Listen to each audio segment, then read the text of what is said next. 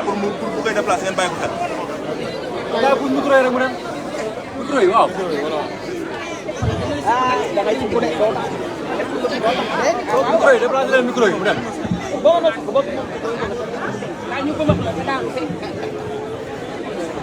waaw mbokk yi asalaamaaleykum.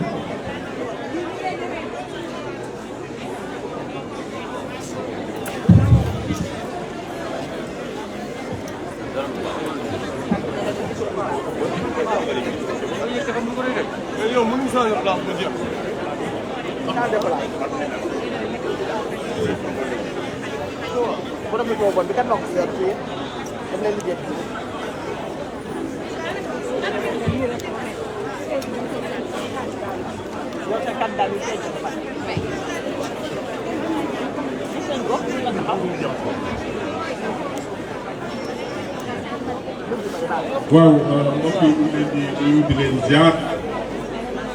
di nuyu intercoalition bi nga xam ne tey lu bees la ci Sénégal muy coalition Yewwi Askan Wi ak Wallu Sénégal ñi ngi ci baax a baax fii ci assemblée nga xam ne dañoo fas yéene présenté ñi nga xam ne ñoo war a taxawal Dakar ci pencu ndaw réew yi ñaan yàlla ndam li nga xam ne moom la ñu bëgg au soir du 31 juillet incha allah Dakar validé ko Sénégal validé ko. kàddu gi dañ koy tënk bu ñu nuyoo ñi nga xam ne ñooy leader yi président Khalifa Ababacar Sall. président Déthié ak madame Maymouna Bousso ñi nga xam ne ñoo fi teewal tey conférence de leaders le président Ousmane Sonko mi ngi ñëw ñu ngi leen di nuyu di leen dalal di leen remercier ci seen i taxawaay mais surtout xeex bi nga xam ne moom ngeen di xeexal tey pour démocratie Sénégal beneen bi di nuyu le professeur Joseph Sarr bi nga xam ne tey moom mooy le responsable du département de Dakar pour le compte de la coalition Wallu. Le maire Barthélémy Diaz, tête de liste du département de cette intercoalition laay wax du ma wax Yewwi bulletin bi Yewwi la mais Barthélémy Diaz mooy ki nga xam ne moo nekk tête de liste bi dañ ma désigné ma jël kaddu ci seeni tur muy ki nga xam ne mooy Serigne Abo donc nekk candidat ci liste bi également donc Abbas Fall nekk également ci liste bi man également ci laa bokk donc ci wàllu góor jigéen ñi dana am ku leen di waxal message bi nag lenn la fi ñu tollu tey fi Sénégal tollu tey coow li bari na yàgg nañ di wax naan troisième mandat dana am du am coow li bari na waaye solution bi mën nañ ko régler léegi trouver ko solution bi mooy au soir du 31 juillet coalition Yewwi Askan Wi Wallu Sénégal bu ñu majoritaire assemblée on aura réglé le problème bi nga xam ne mooy problème mu troisième mandat te dootuñu waxati am na benn doomu réew mi bu faatu ci ay manifestation loolu mooy la solution beneen bi ci des dégg ngeen ci réseaux sociaux yi ñuy wax naan yenn député yi ne ñun loi bu ñu indil ñu voté ko du ñu jéem a xam la nekk ci loi bi loolu lu garaw li ñu bëgg mooy ñu taxawal askan wi assemblée nationale dafa am ci démocratie surtout ci réew bu mel ni Sénégal ak na muy doxee nga xam ne lépp luy décision lépp luy pouvoir lépp luy loi de finance boobu nañ koy voté bëgg nañu doon représentant yoo xamante ne expérience bi nga xam ne am nañ ko au sein des collectivités locales di suivre li nga xam ne mooy gestion année bi 1er janvier ba 31 décembre bépp buy dépense ñu mën ko justifier loolu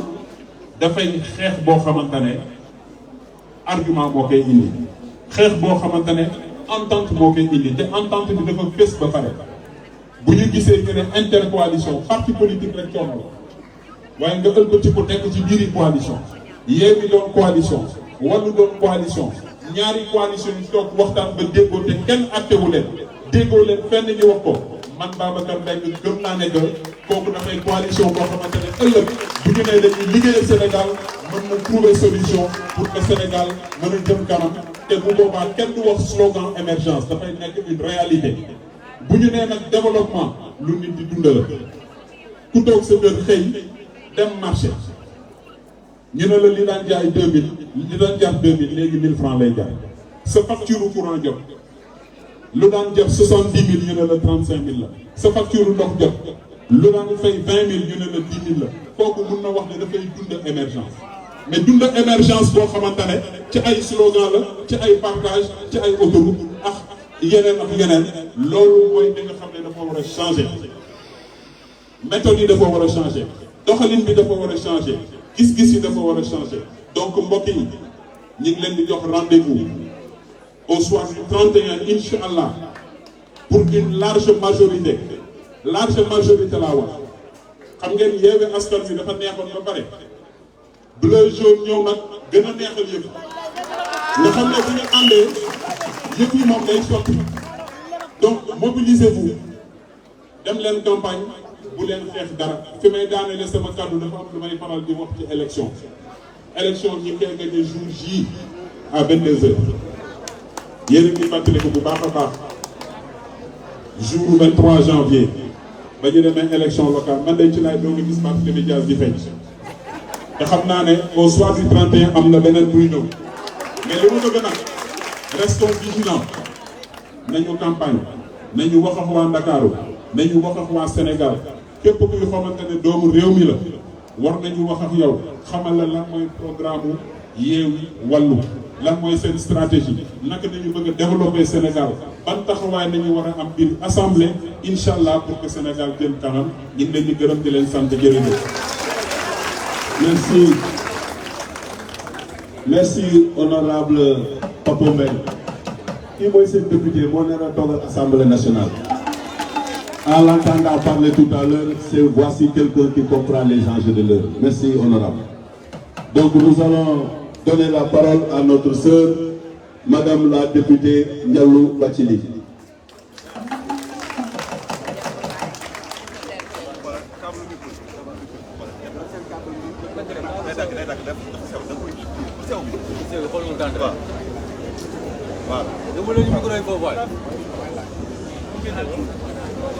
asalaamaaleykum wa rahmatulahi taala wa barakaatu. ñu ngi nuyu mbooloo mi fi teew yëpp ñu may ñu beral nuyoo rek suñu président parti Seydi Mouhamadou Moustapha Sy di leen xamal ne nekk fi waaye ñu leen di yónnee nuyoo ak bénédiction incha allah di nuyu itamit suñu mbokk leader yi nga xamante ne ñoom ñoo teew fii yëpp di beral nuyoo itamit suñu maire bëggoon na fi teew mais dafa voyagé mais ni leen yóbbante nuyoo itam mooy monsieur Cheikh Gueye xam naa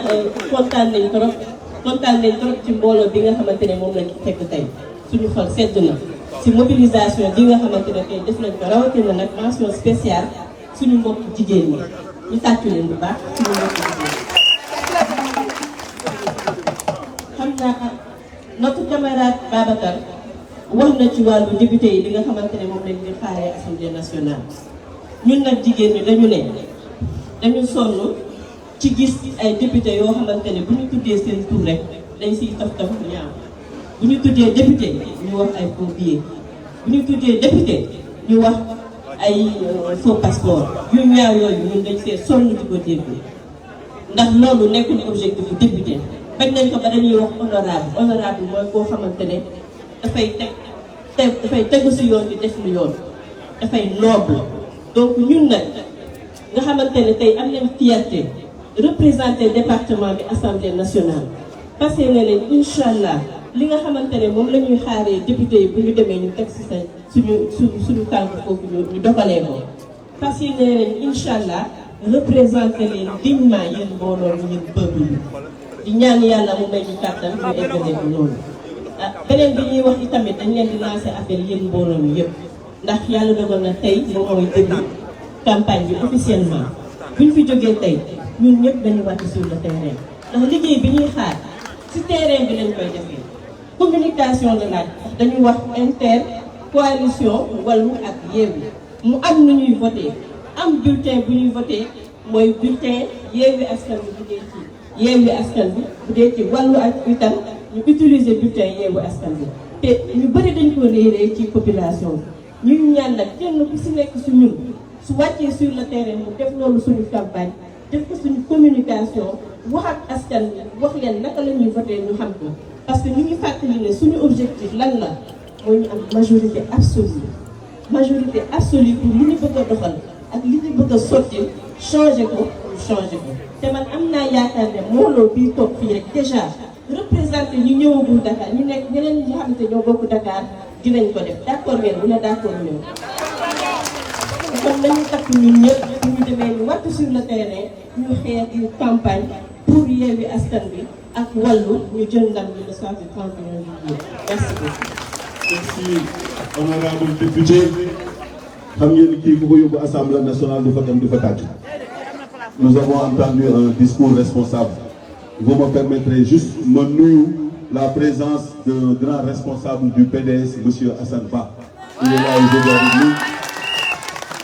Ñu ngi saluer aussi la présence d'une grande dame qui vit aux États-Unis mais dafa ñëw bokk ci combat bi muy Khady Gueye, elle est là. Merci Khady Gueye. Nous avons le maire des Parcelles Assainies, Jamil Sané, qui est là aujourd'hui. Nous avons madame le maire de la Patte d'Oie, madame Maïmouna Dieye, elle est là aussi. Nous avons aussi monsieur Abdoul Aziz Paye, le maire de la Gueule Tapée. Et nous avons aussi la présence de l'honorable député Oulimata Guiro. On nous annonce aussi l'arrivée du président Ousmane Sonko. Nous accueillons le président Ousmane Sonko. Installez-vous après le continuer sur le terrain.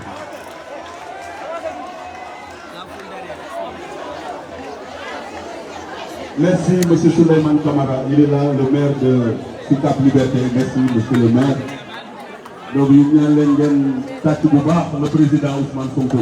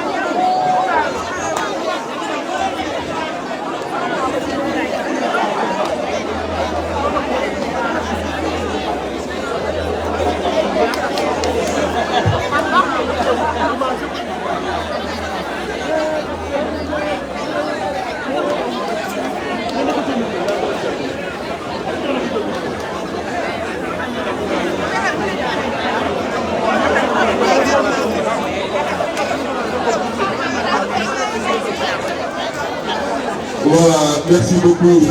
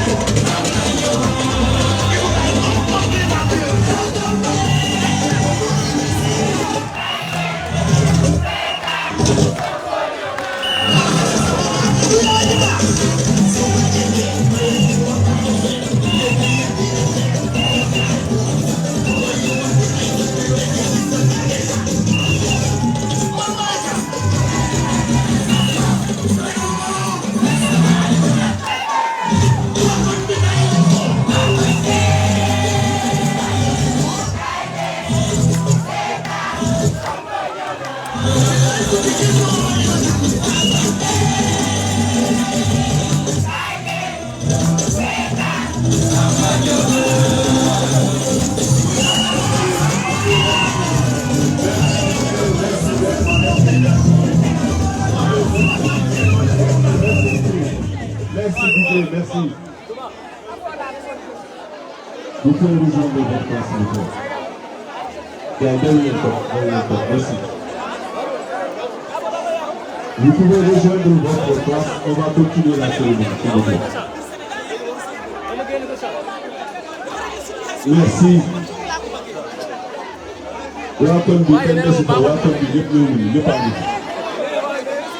Voilà, donc sans tarder, nous allons donner la parole à l'honorable député Serigne Aboubakar Thiam.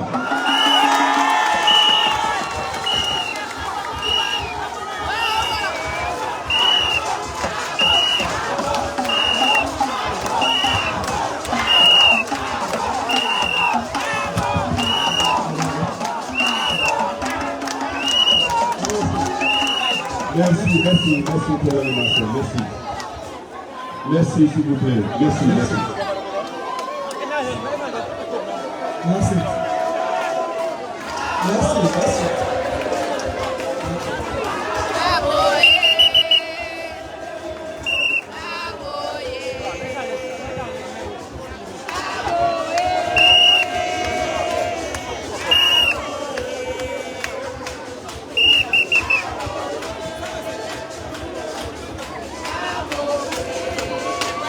asalaamaaleykum mbooloo mi ñoo ngi nuyu kenn ku nekk ci turam ak santam di jiital ci nuyoo bi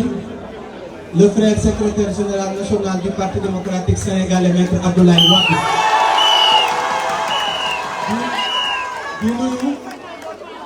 di nuyu bu la leader de Yewwi di ko teg ci loxo monsieur le maire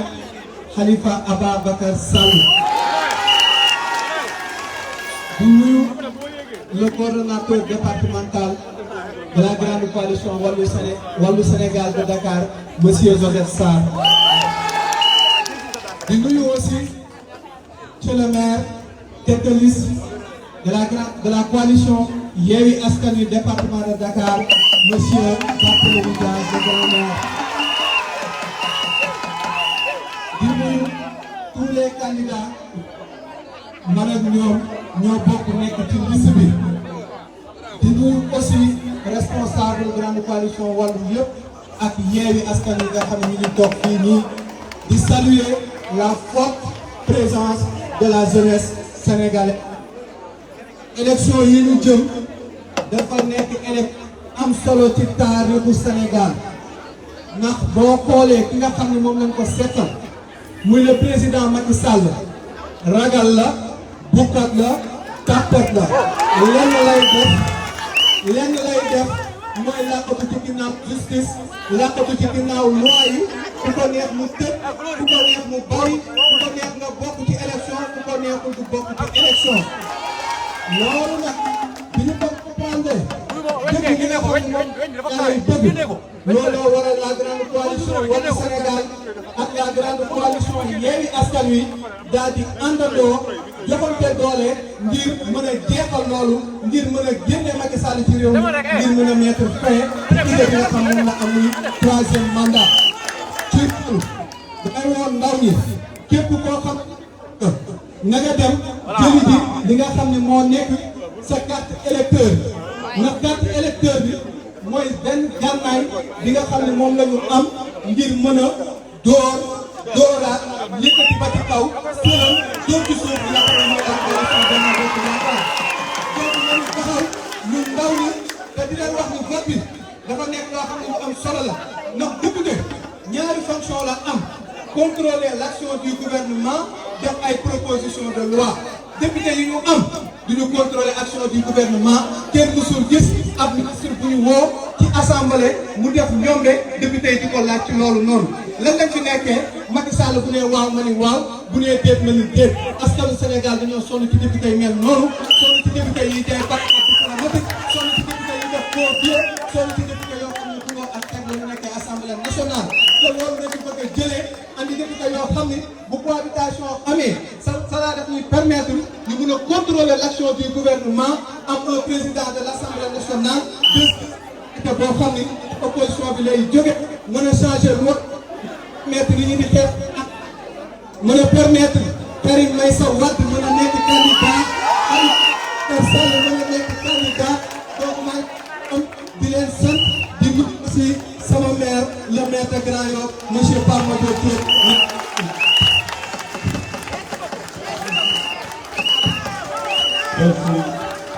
Merci honorable député.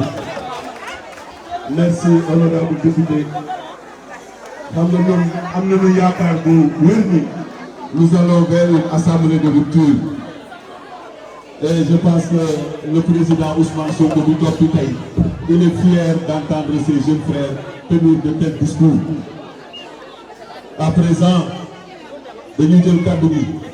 jox ko le chouchou de Dakar. Moom il est le maire de la ville de Dakar, moi je suis le maire de la commune de Mermoz Sacré-Cœur. Tout à l'heure waa ngi nee na ne Barthélémy Dias liggéey bu mu liggéey ville de Dakar man maa ko dàq liggéey mairie Mermoz Sacré-Cœur. Et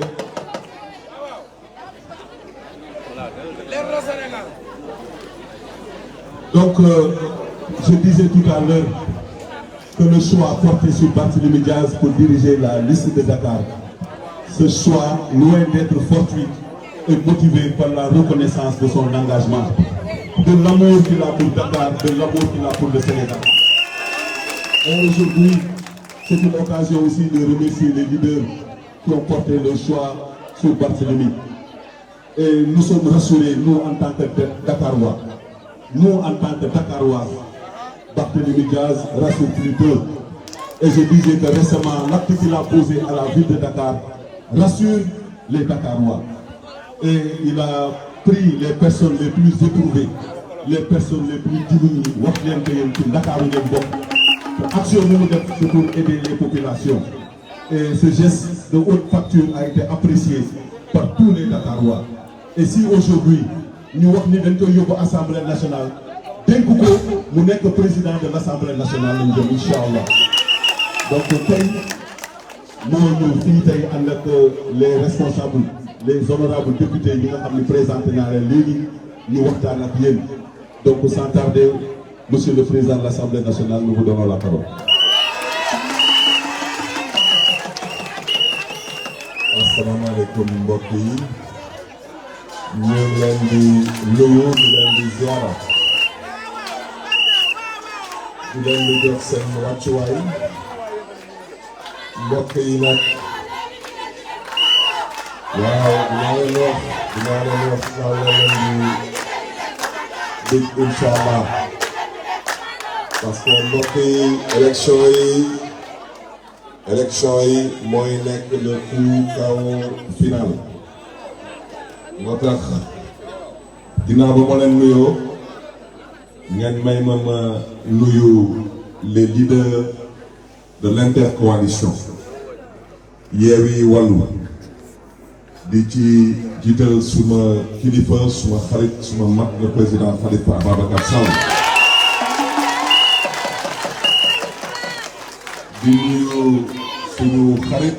suñu doomu nday l'honorable député Déthié Fall di ko masawu di ko jox wàccuwaayam di nuyu le responsable départemental du PDS monsieur Joseph Sarr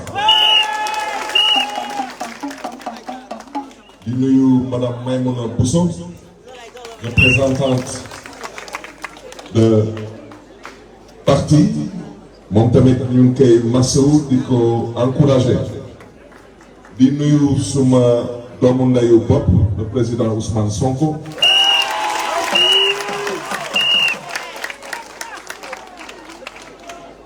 man xam ngeen man da ngeen am lu ngeen may yéene man nag ma am lu may yéene suma kilifa yi moo tax ma ne leen mbokk yi bu leen yàkkamti xeex bi jeexagul dafa am foog ni seen tappale yi dañ ko def ñu c'est plié pour eux ils considèrent que dañu éliminer ñëpp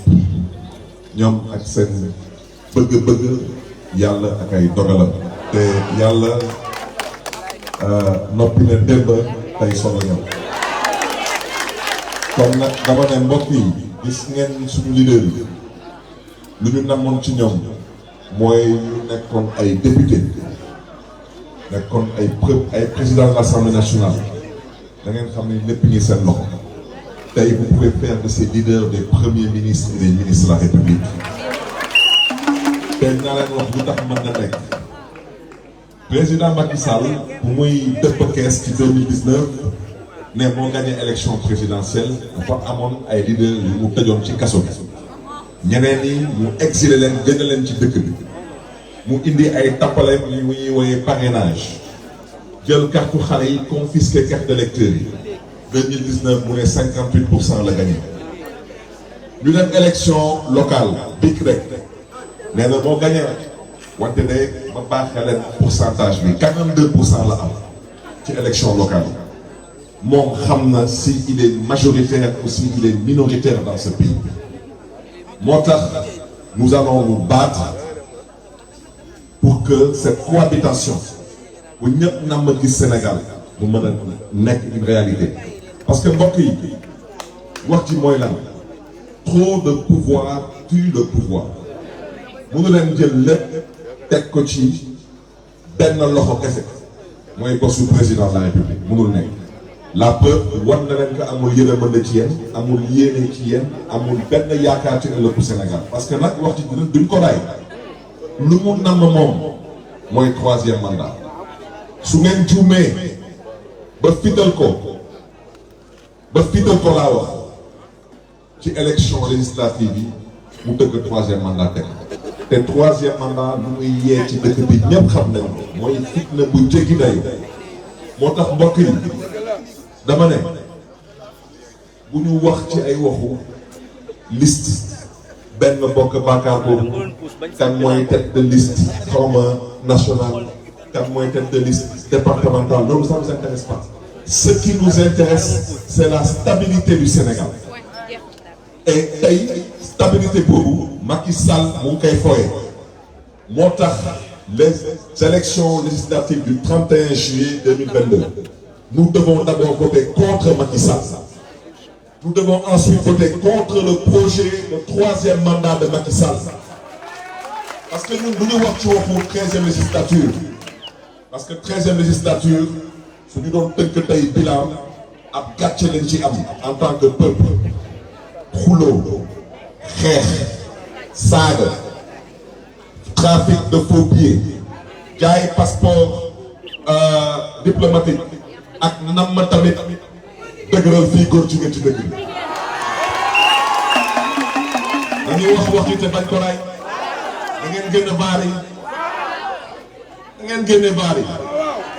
dama ne ñoom bëgguñu lekk askanu Sénégal bëgguñu fini askanu Sénégal ci mbiru góor jigéen bi ñun nag suñu yàlla maye ñu toog assemblée nationale dañu fas yéene ci fulla ak fayda wax ci mu leer parce que Sénégal nu mu tëddee de par son histoire sa culture ses valeurs ak mbiru góor jigéen mënul porter fii biir Sénégal kon nag ñoom seen wax duñ ko wax yéen nag waa Dakar moom wax naa leen moom leen yox ba pare nee naa leen liste bu ñu leen proposé ñoom man bëgguma tudd tur wante ci seen juróom-ñaari tànneef yooyu dafa am ci benn pomme de terre bu nëb façon xut waaw nekk nag maamu workat yi ak maami caan yi yéen askanu Dakar dama ne workat du leen toogal assemblée nationale jaam du leen ko toogal kon nag dama ne kooku xam ngeen ko kooku su ngeen juumee ba mu xalaat parce que moom mënul nekk moo dem assemblée moom sax xam na ko wante su ngeen juumee ba mu xalaat moo dem assemblée nationale na ngeen ko déggee noonu moom nee na moom lu ko tax a jóg tey mooy xeex pour que Macky Sall am 3e mandat moom dafa bëgg a yee fitna fii bi Dakar dafa bëgg a yee fitna bi Dakar beneen bi nag mooy dañu am ku ñu jiital ñoom mooy seen tête de liste ñun dañuy fal ay député ñun wutuñu ay ñit ñuy wëlbatiku di wuti ay remplaçants dama ne ku nekk ci gouvernement suñ la tabbee député xam nga da ngay démissionné assemblée dem toog gouvernement waaw ñun dañuy wut ay député ñu fay toggal Dakar ak askanu Dakar moo tax mbokk yi yéen askanu Dakar na ngeen xàmmee mën a ràññee ñun lu ñu wootee ñun leer na dañuy wootee assemblée de rupture mooy mën a wote ay loi gis ngeen dund bi nu mu chéré du benn ndogalu yàlla danaa leen jox benn exemple litre gasoil bu ngeen jël su ngeen waxee 800 francs lay jar na ngeen jàpp ni 450 francs yëpp ay taxes loolu mën nañ ko changer ci assemblée nationale gasoil boobu wala essence boobu day am impact ci dund bi parce que dund bi lu ñuy lekk day dugg ci ay oto pour mën a egg ci ay supermarché impact dina am ci suñu facture de courant ainsi de suite ainsi de suite ainsi de suite ainsi de suite tey lu ñu def tey fële ci hôpital Dantec mais dañuy jaay benn partie hôpital bi mais dañ fay tabax xaw ma lu ñu fay tabax pour tabaxaat beneen hôpital ñun gëmuñu loolu parce que dama ne suñ ko commencé woon depuis jamono Senghor ba tey saa yi bu ñu bëggee tabax dara ne dañuy am lu ñuy jaay ci suuf kon tey dëkk bi du des ci benn suuf ci dëkk bi ñun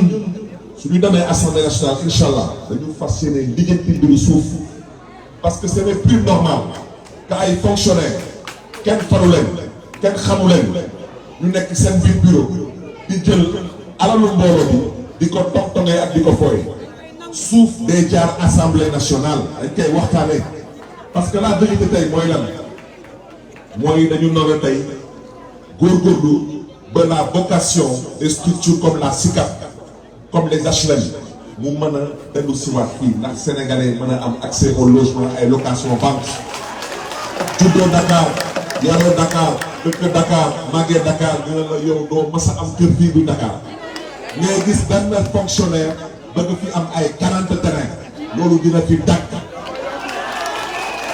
dama ne mbokk yi dañu bëgg dem assemblée nationale ginnaaw dund bu cher bu fay xeex dañu ne éducation bi dinañ ko teg ci yoon xanaa tey de Sénégal am pétrole ak gaz ñuy taxaw di bëgg a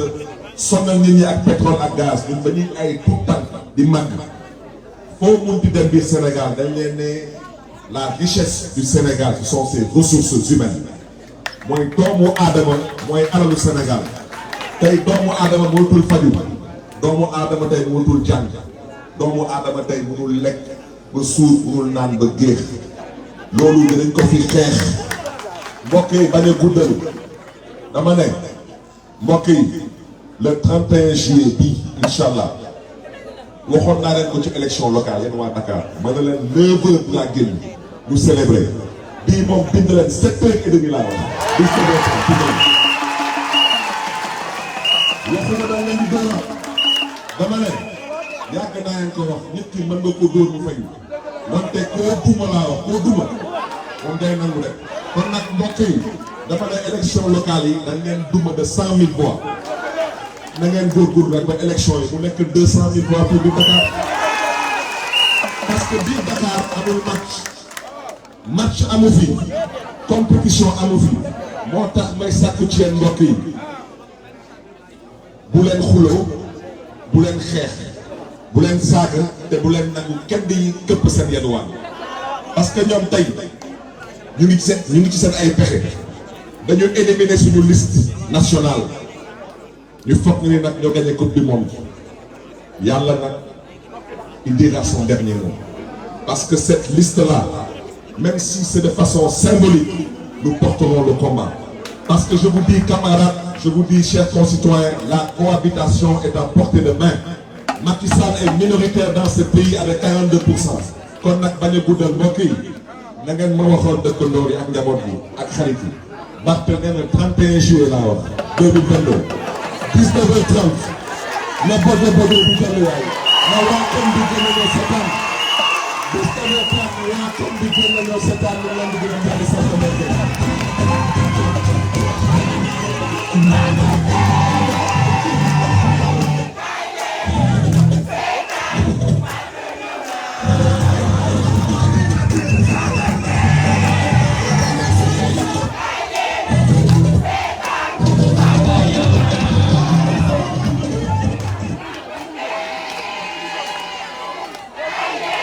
Merci. Donc c'est un avant-goût de ce que nous allons suivre dans les prochains jours à travers les affaires de Dakar. Ça c'est l'inimitable, l'incomparable Barthélémy Dias. Merci beaucoup. Donc nous allons donner la parole à notre frère Pathé pour qu'il nous fasse l'économie du programme, n'est-ce pas, pour la liste départementale Dakar. Pathé, vous avez la parole.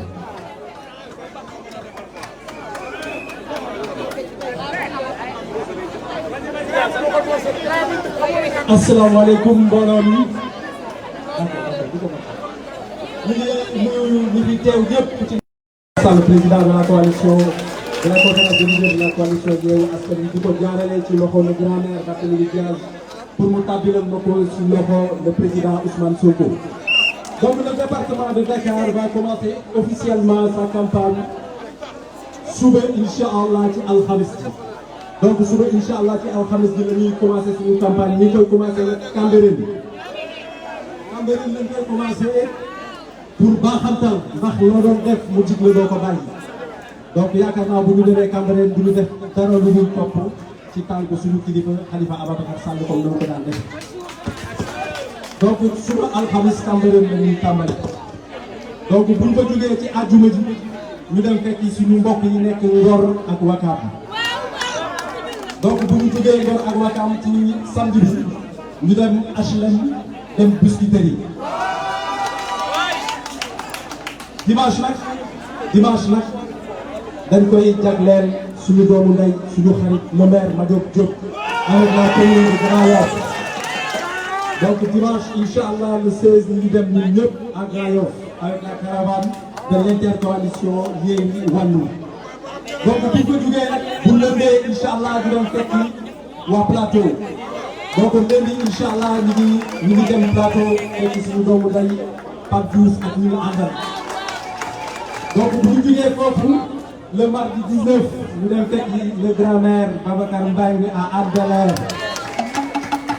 Bu ñu jugee Hann Bel-Air le mercredi 20 ñu dem ci ñaari communes yi nga xam ne kenn naatable wu ko ci place seen place fii ci département bu Dakar muy la commune de Sicap Liberté et la commune de Dieuppeul Derklé.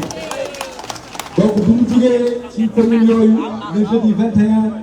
ñu dem fekki xaritu le maire Barthélémy Dias le maire Pala Samb dans la commune de Fann Pod Amitié. Léegi ci même bis bi dañ ciy toftal la commune de Fass Colobane Gueule Tapée avec le maire monsieur Abdou Aziz Paye. Donc bu ñu jugee foofu le vendredi 22 ci àjjuma ji ñu dem à la grande commune de Grand Dakar fekki foofu l'honorable Aïssatou Fall ak ñu àndal dans la commune bi. Donc bu ñu jugee foofu nag le samedi 23 mooy dëkk dëkk bi. Le samedi 23 moom nous allons accueillir les leaders avec le méga meeting de Dakar. Ce méga meeting boobu le samedi 23 dañ ciy toftal une grande caravane avec l'ensemble des leaders yi nga xam ne dinañu teew bis boobu ci Dakar. Caravane bi nag dinañ ko tàmbalee ca plateau jaar Médina ba agsi ci meeting bi. Donc bu ñu jógee foofu le dimanche incha allah le dimanche 24 incha allah ñu dem commune bu Yoff. fekki le jeune maire monsieur Seydina Issa Laye Samb. Le lundi 25 nag ñu vraiment soraat suñu daal ñu ñëpp comme ni koy waxee namm suñuy vraiment tànk dem à la Médina. suñu demee à la Médina dinañ fa fekki l'honorable député Adja Goudé Diène ak ñu ànd ñëpp ñu teew nii. Donc bu ñu tuddee Médina nag ñu fekk si le grand maire monsieur Habib Tall ci ëllëg sa bu ñu jógee Médina le mardi 26 nous serons dans la commune de Mermoz Sacré-Cœur bu ci yàlla àndee. Le mercredi 27 nag dañuy delloowaat suñu loxo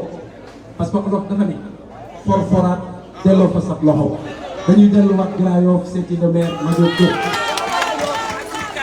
Donc bu ñu jógee foofu le jeudi 28 toujours dans cette même dynamique ñu delluwaat à Hann Bel-Air fekkiwaat suñu grand-mère monsieur Babacar Mbengue. Bu ñu jógee foofu nag ñu boucler la boucle ñu dem fekki le grand-maire monsieur Jamil Sané à la commune des Parcelles Assainies le vendredi 29. Donc le samedi, Inch'Allah, moom mooy la veillée électorale. Inch'Allah, ñu defaraat taxawaay yi gën a jubal sàppe yi pour bu dimanche Inch'Allah fa ñu daan jaar ak ñoom ñu jaar a fàttali ak ñoom comme ni ko le maire daan waxee rek ñëwoon fëwoon ñëwoon donc maa ngi jégalu ci kàddu bi vraiment di leen wax ne lii moom mooy programme bi nga xam ne le département de Dakar jagleel nañu ko avec à sa tête le grand maire monsieur Barthélémy Dias. Donc les heures de départ, Inch'Allah, ce sera à 15h30 et les lieux de départ à chaque fois que de besoin dinañ ko communiquer dinañ ko tasaare pour ñu ñëpp ñu mën ko yëgalee. Donc ñoo ngi jégalu ñëpp vraiment di remercier ñëpp ci kàddu gi. Merci Faté, tu as respecté le timing. Je pense que les populations de Dakar vont s'approprier de ce programme. Maintenant, il reviendra à chaque commune dégg ngeen date bi ngeen jagleel ngeen mobiliser vos bases respectives. nga xam ne les candidats bu ñu ñëwee foofu fekk ni donc loolu formalité lay nekk nous sommes sûrs de notre belle victoire une victoire éclatante avec panache et sans bavure. Donc sans tarder vous me permettrez juste de rendre un hommage mérité à nos leaders parce que tey bu ñu ñëwee fii tey dañ koy mën a delloo leen jukkal ñoom ñu toog fii tey si prise yu jóg bi et ñoom seen wàllu bopp ñu jël seen kàddu jox ko Khalifa Ababacar Sall qu'on ne présente plus au Sénégal mu jiite coalition bi et cela nous rassure à plus d'un titre parce que moom moo jiite mais derrière il a des frères il a des sœurs ñu jàpp li nga xamante ni tey ça suscite l'espoir pour le Sénégal. C'est ensemble avec ces gens-là que nous allons bâtir un Sénégal nouveau. Donc tey bu ñu ñëwee fii dañ leen war a rendre un hommage ma ñaan leen ngeen tàcc leen bu baax a baax il n'y a que ça qui vaille. C'est des gens qui ont compris les enjeux de l'heure. Ils ont fait trop de dépassement, ils ont fait trop de générosité.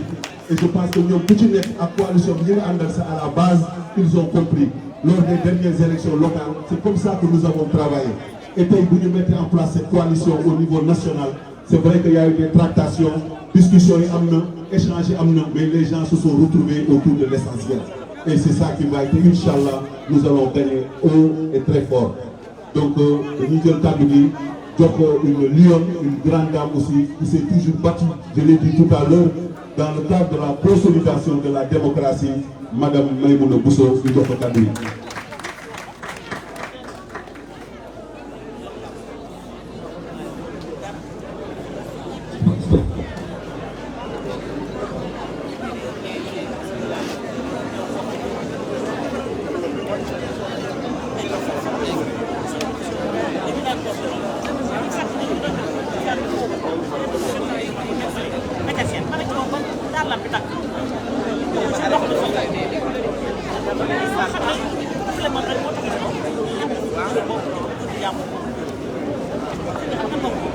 asalaamaaleykum mbokki Dakar maa ngi leen di nuyu kenn ku nekk turam ak santam monsieur le maire maa ngi teg nuyoo bi ci sa loxo di nuyu le maire le grand maire Khalifa Ababacar Sall ak leader yi fi nekk yëpp di wax rek ne suma kàddu du ci gudd parce que am na léegi ni Barthélémy Dias wax mooy diggante ñun ak ñoom match amu fa may wax rek ne bu yeboo waa Dakar ngeen tëdd ngeen nelaw ngeen xam ni élection yi di ñëw c'est à l'aise lay doon pour Barthélémy Dias parce que confirmation à l'aise lay doon parce que ni ñuy tànn ak ñii nekk ci liste bi du ñu benn liste Dakar bi fi mu jógee ak fi mu teeree war ngeen xam ne liste gagnante la parce que ñi ci nekk ñoom ñoo tax ni Wallu ak Yewwi defee preuve de dépassement def preuve de sacrifice li Sénégalais yi bëggoon ñu fekk si leen si mooy intercoalition loolu yëpp njëriñu askan wi la li may daanelee rek mooy di demander Sénégalais yi am na ku ko wax léegi dem leen ngeen jëli seen ay carte électeur distribution bi commencé na am na nag ñu naan gisaguñu Yewwi yëgaguñu Yewwi dama ni Ferrari ak deux chevaux du benn am na ñoo xam ni seen ay automoteur yi baaxul moo tax ñu teel a commencé ndax xam nañ ni jam ñaaga lañ leen di bàyyi bu leen neexee nag ñu cali waaye bis bu ñu jógee ñu xam ne lépp dëgg la parce que ñun nag ñooy askan wi te li askan wi dëgg loolu la ñuy def kon nag taxaw leen ngeen xaar bu leen yàkkamti léegi rek lay doon liñ leen di wax yéen a ñu ko gën a xam fiñ leen jëme yéen a ñu ko gën a xam lan kese la mooy won leen ne leen Yewwi Askan Wi ak coalition Wallu wane nañu tey ne taxaw seen bopp taxu leen a jóg. Khalifa Ababacar Sall du doon député Déthié Fall du doon député Ousmane Sonko du nekk député lan moo tax ñuy bàyyi seen ay nelaw lan moo tax ñu war a nekk ci mbedd mi jóge Dakar jëm ba au fin fond du sud Sénégal pour lan pour sauver le Sénégal pour sauver les lendemains de ce pays loolu il faut ngeen xam ko xeexuñu pour ay poste xeexuñu pour ay avantages dañuy xeex pour enlever ce gouvernement qui est ici abréger les souffrances des populations kon nag ne ñëpp a xam ne lii mooy premier tour bi mooy ngeen voter massivement pour Yewwi Wallu pour une victoire du 31 juillet. Merci beaucoup. Merci Maïmouna, merci pour ce discours très sage. Donc sans tarder, nous allons donner la parole à ce grand monsieur aussi qui a toujours combattu pour l'état de droit. Et récemment, ce qui lui a valu d'être emprisonné, mais il a vécu ce moment avec beaucoup de dignité. Je vous présente Déthié Fall. Merci, monsieur le député.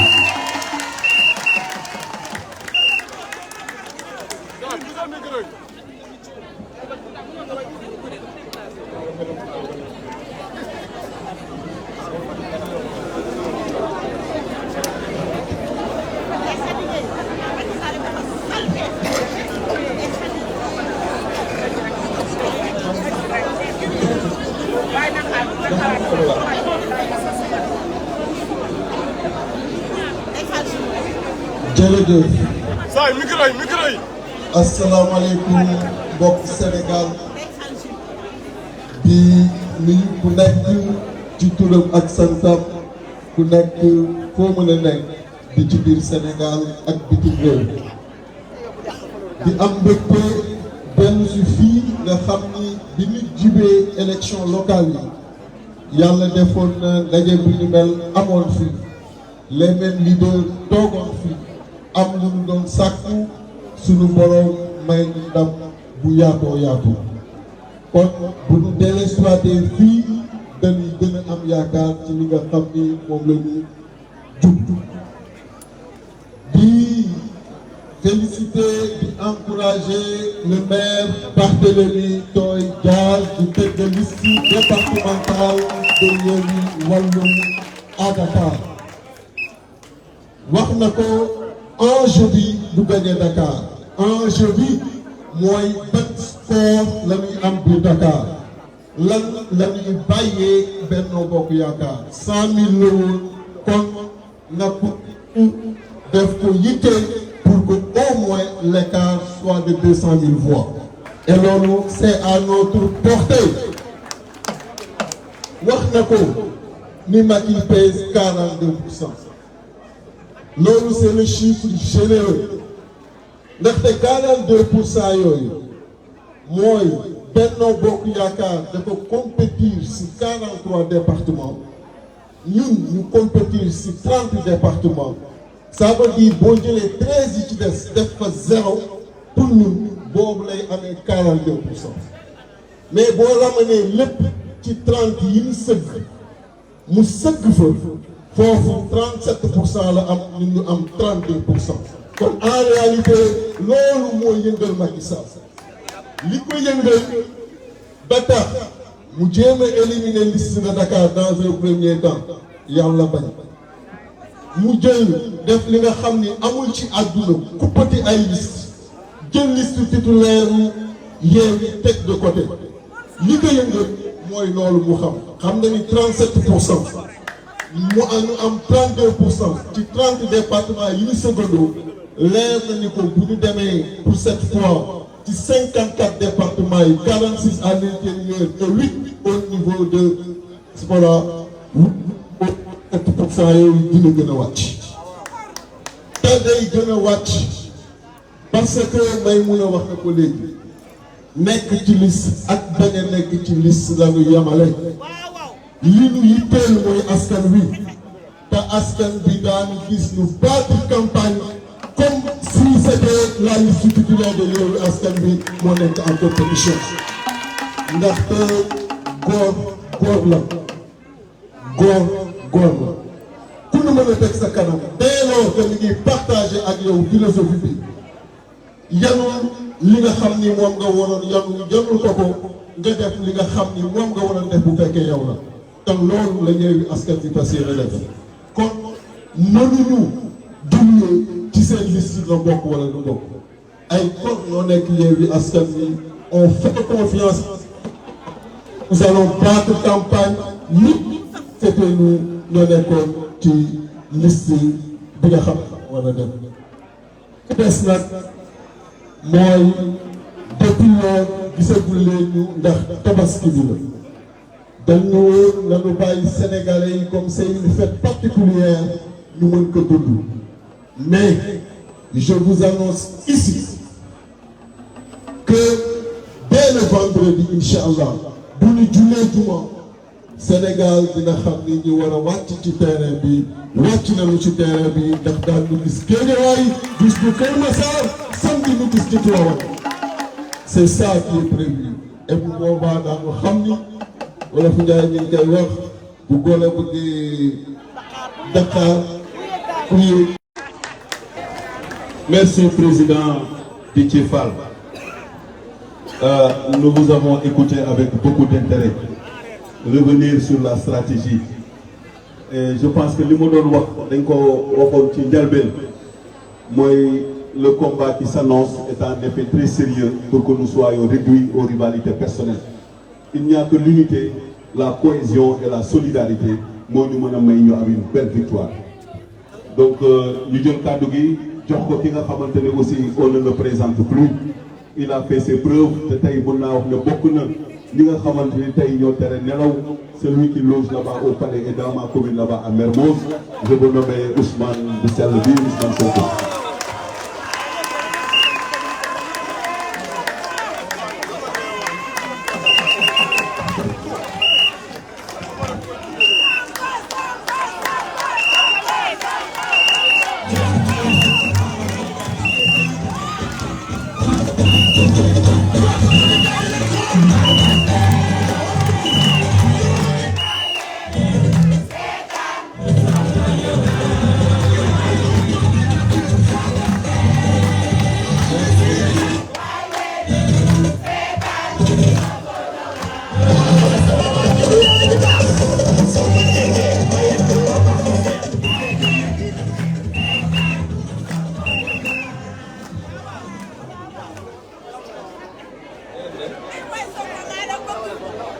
Gaay asalaamaaleykum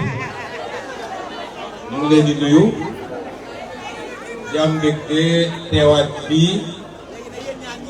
ndax fàttaliku leen nii kii la ñu lancé woon suñu campagne locale defe naa ñun ñëpp gis nañu jig nañu ñu ñëwaat tey di fi lancé suñu campagne élection législative di wax nag nii tête de liste nationale Yewwi Askan Wi mooy waxtaan ak yéen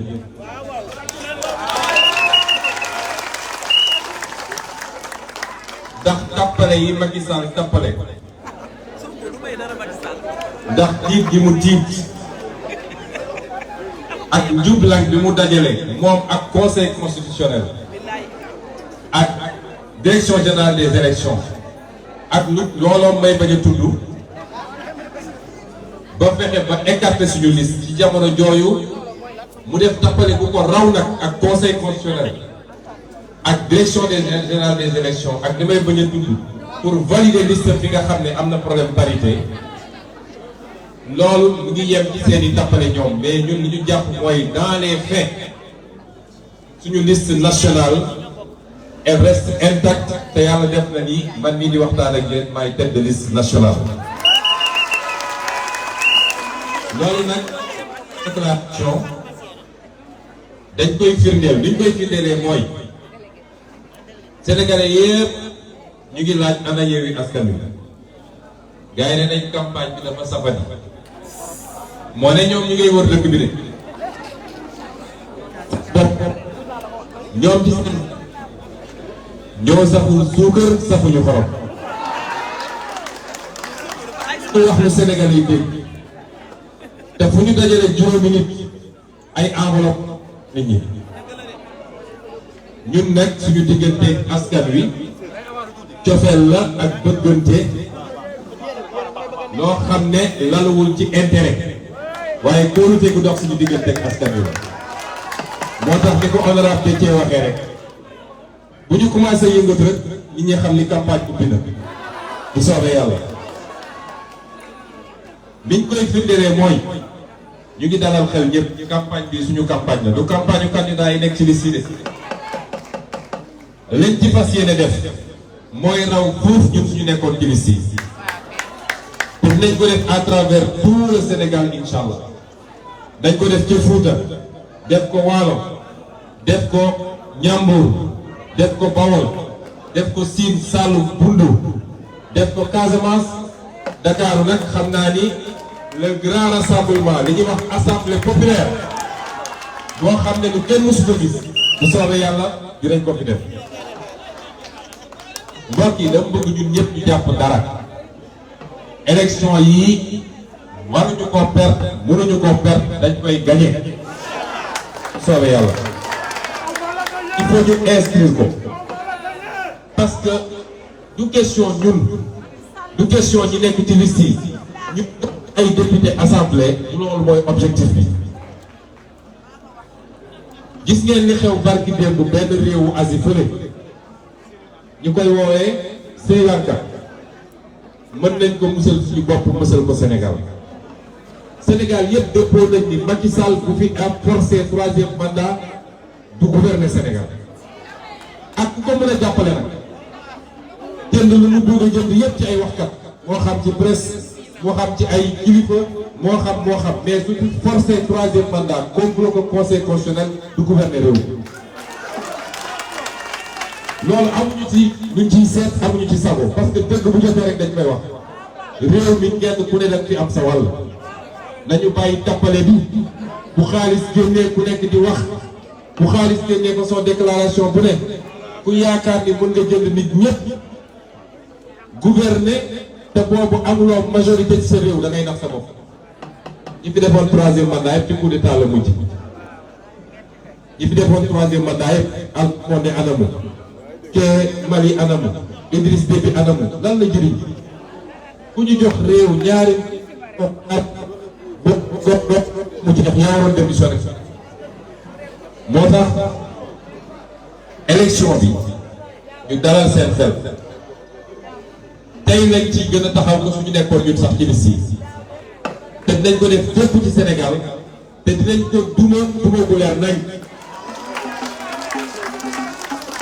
ñu koy dànkaafu nag moom Macky Sall ak koy xamee nag gëm loo ko mun na nekkee lu ñëpp foog ni intimidé day nax bopp dóoraat tëjaate bi bëri na saaga ji bëri na sosalaate ji bëri na lépp ñëpp a koy gis Sénégal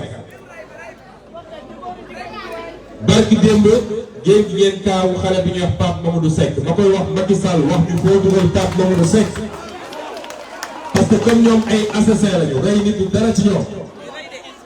bu dee dañ ko rey ba pare di nuñ koy habillé ñoom daal dañ ñu wax ñoo jàpp doomu jàmbur sosal ko créer ay dossier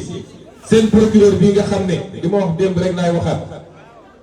léegi li tax ñu teg ko fi xam nañ ko lii diggante ba Macky Sall depuis Kaolack ba Fatick ba fii xam nañ ko na génn leeral Sénégalais yi fan la dugal doomu jàmbur bu ñu yaakaaree ni mën nañu intimider nit ñi dañuy nax seen bopp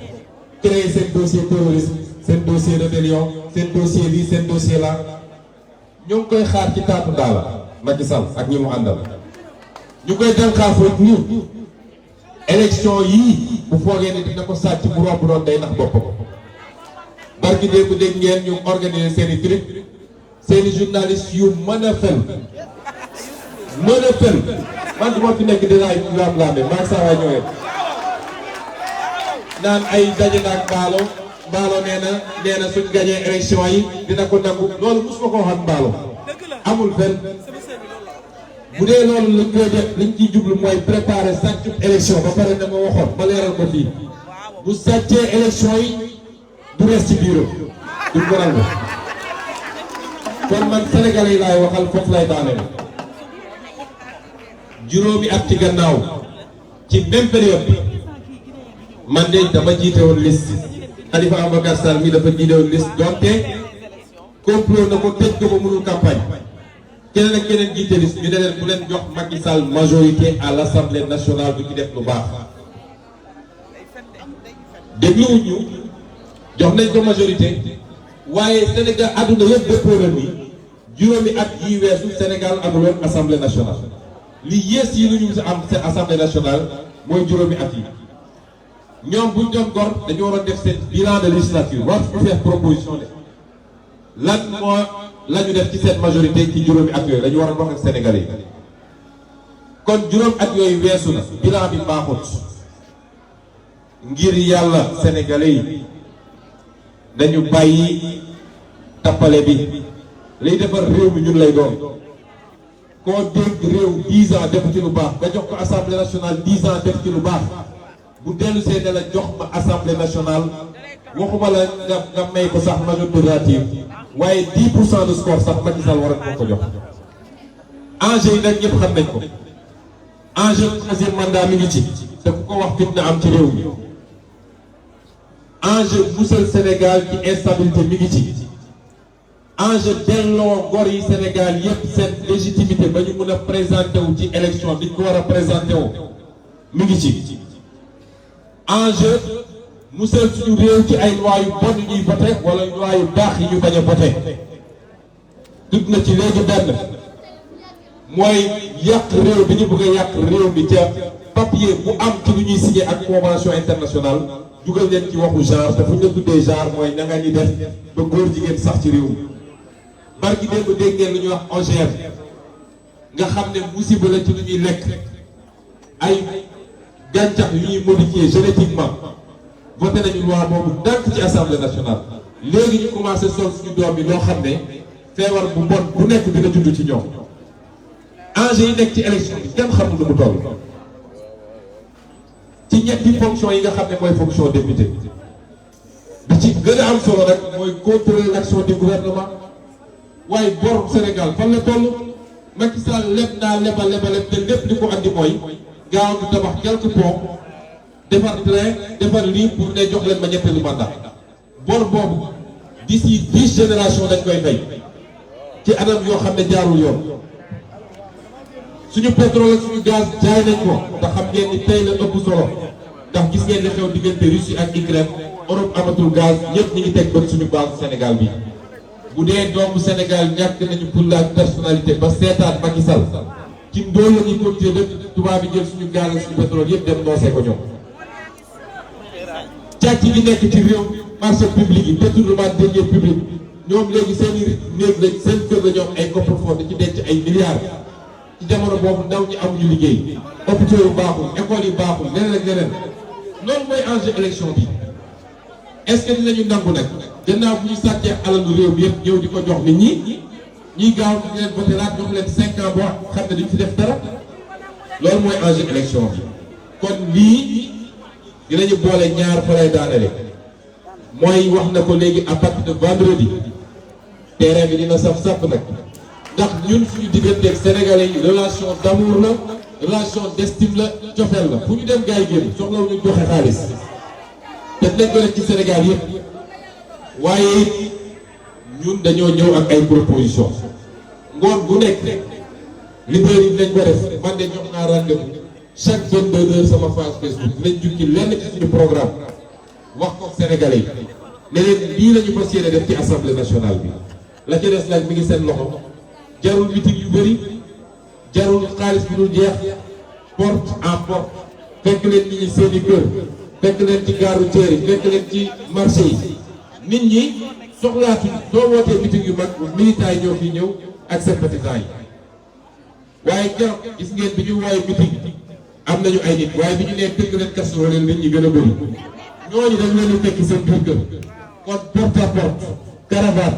dañu def ñaar wala ñetti meeting yu mag doy na ci sëpp lii la ñu bëggoon wax ci gàttal ñu ngi leen gërëm di leen sant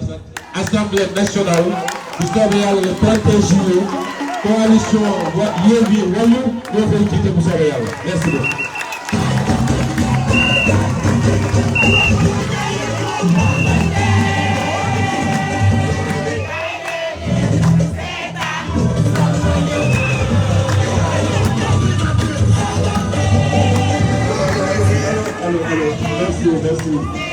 Merci Didier.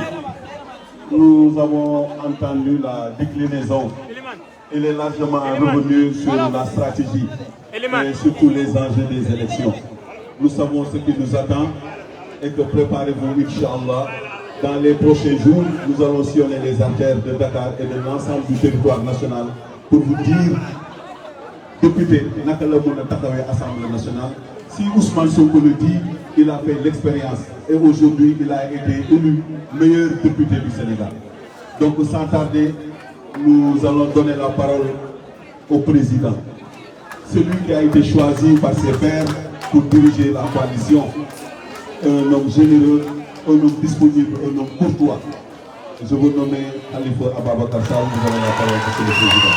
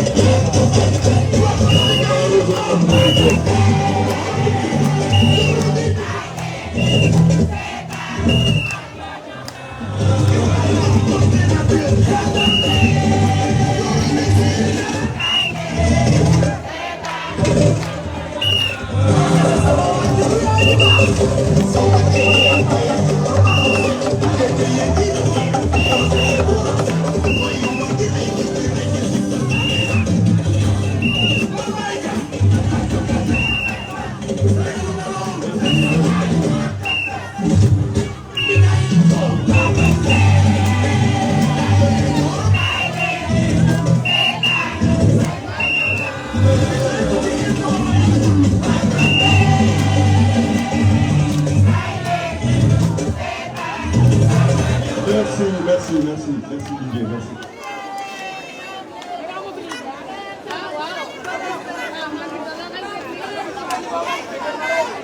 Merci. Donc, allez-y, monsieur le président, vous avez la parole.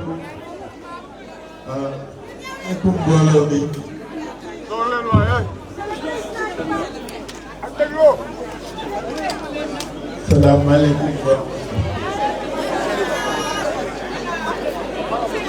dama ne su fi yëpp tax neex parce que nag fii la woon nii la woon ñuy ñaan yàlla mu demee na mu demee woon Jo maa ngi lay nuyu maa ngi lay sant maa ngi lay màggal parce que à travers toi dama koy def pour toute la direction du PDS mais surtout pour suñu waajur suñu président le président Abdoulaye Wade. cette teewaay fii boobu signification la am pour ñun ñu koy rafet bu baax a baax à travers yow aussi ma nuyu sama Karim Wade.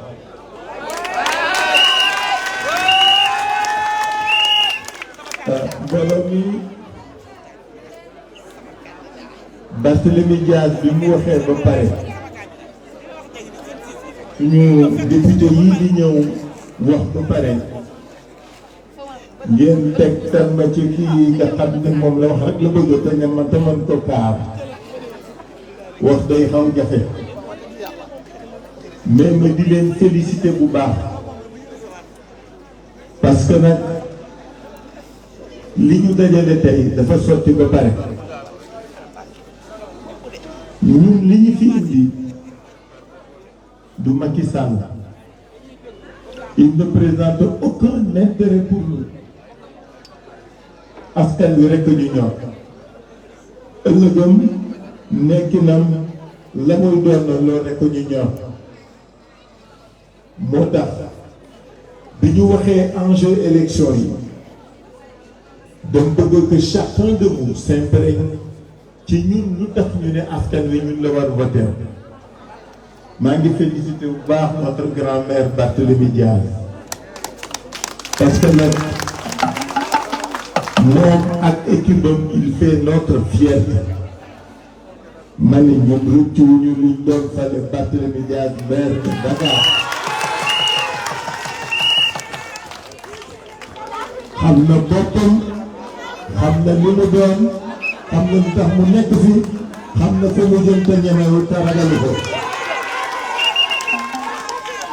na ko yàlla lafal cat na ko yàlla lafal cat na ko yàlla lafal cat lui et toute son équipe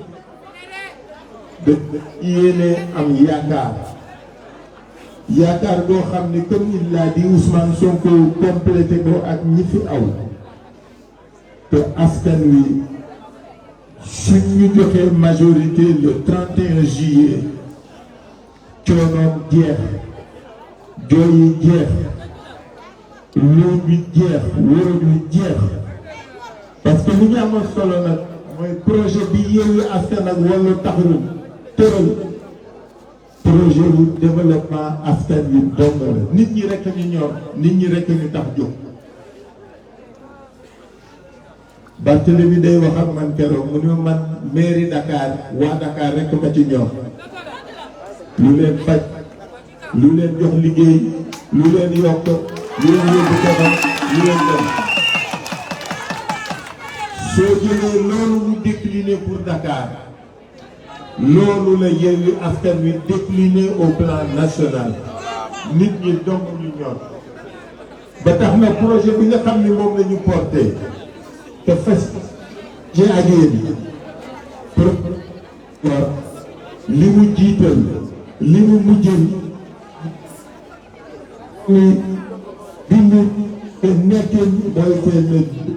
li jëme kanam dama ne li ci jiitu mooy cadre bi nga xam ni moom la Sénégalais yi war dunde mooy institution yi ak li ko wër di ngeen ñu fal incha allah boobaa ngeen xam ni lépp dëgg la ne parce que lu woonoon dana woon ni réew mi dana changer au plan des institutions pour que dëgg wu dox fi yoon am fi mais surtout développement nekk fi loolu moo lal suñu projet nan la ñuy fexe ba maatay gi ak kumba am ndey ak kumba amul ndey gi jeex fi loolu moo ñu tax jóg. Regardez ce que Ousmane Sonko a rappelé tout à l'heure maatay gi nga xam ne moo am ci réew bi moo fi dox loolu moo war dakk kenn du ko fi dindi na ku dul nit ñi moo tax daañu def des réformes institutionnelles yoo xam ni waxeet dana fi dañ parce que nag fii la ñu waxoon 2016 ci référendum bi ni waxu troisième mandat dootu fi am tey ñu naan ñu nii wii nii noonu loolu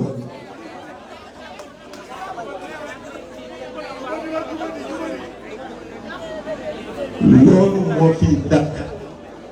nous voulons restaurer la crédibilité de la parole publique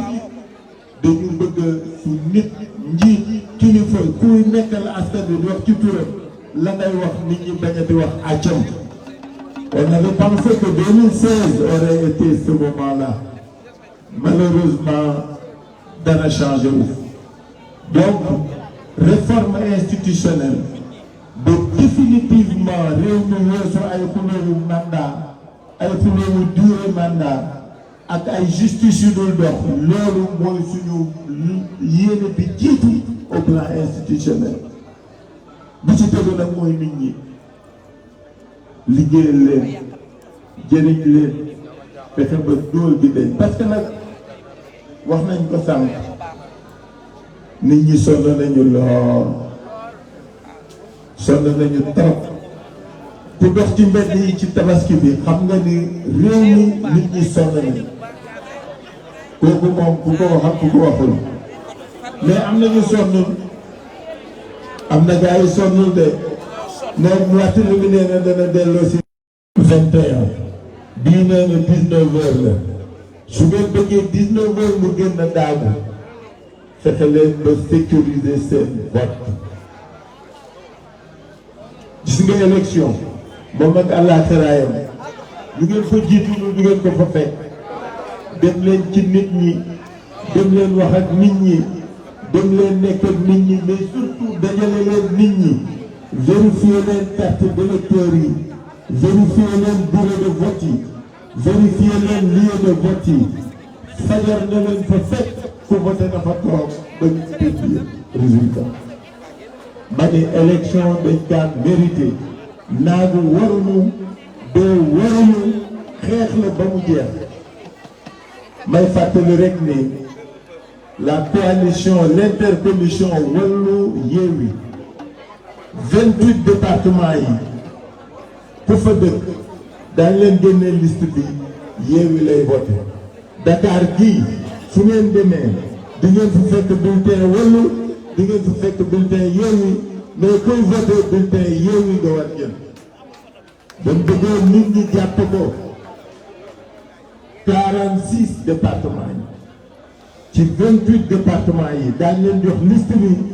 di ngeen fa fekk ñaari bulletin yi mais ci 28 départements yi ku fa dem bulletin wu Yewwi Askan Wi nga war jël muy bulletin bu weex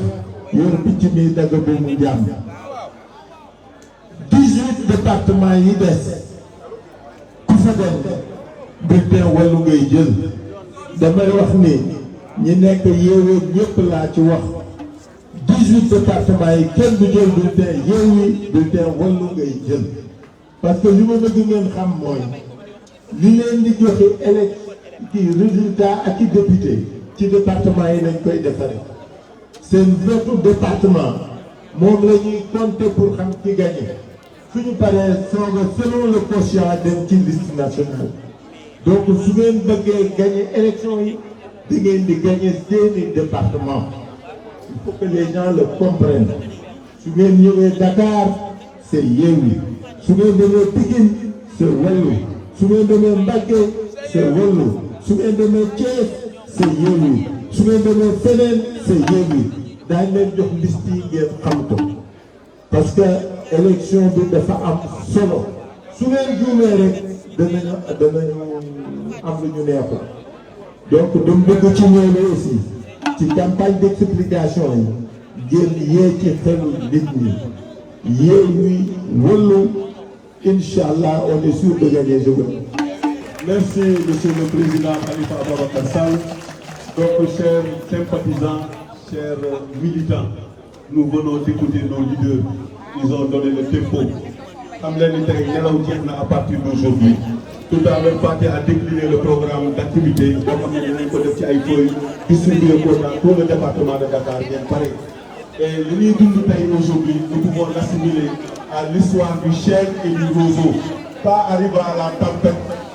Le chêne a été déraciné, le roseau a certes plié, mais n'a pas rompu. Donc vivement au soir du 31 juillet pour une victoire éclatante de la coalition Yewwi Wallu. Je vous remercie.